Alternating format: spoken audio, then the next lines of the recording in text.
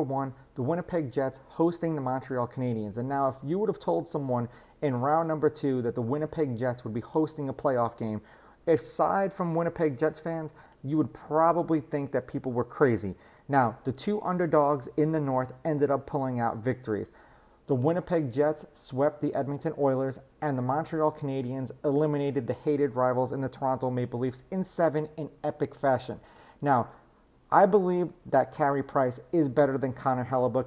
However, Scheifele, Blake Wheeler, Paul Stastny, I think that the Winnipeg Jets offense is slightly better than what the Montreal Canadiens have to offer.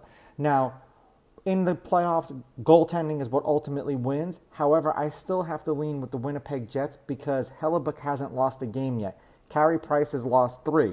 So I'm going to say the Winnipeg Jets take game number 1. So game number 2, Colorado Avalanche versus the Vegas Golden Knights. Now, do we expect the ass whooping like we saw the other night, a 7-1 victory by the Colorado Avalanche? Or do we expect a little bit more goaltending other than something like Swiss cheese that we saw from Robin Leonard? Now, he was in net. He couldn't stop a beach ball. There was a lot of brawls. There was a lot of stupid penalties, and Colorado did capitalize on that. Colorado does have the number 1 offense. The Golden Knights have the number 1 defense. Marc-Andre Fleury will be starting this game. Now, even with my skepticism about Fleury, playoff Fleury, when he's right, is very hard to beat. His goals against average can clearly prove that. Not to say that Grauber for the Avalanche is any slouch, because clearly he is not, and they swept the St. Louis Blues.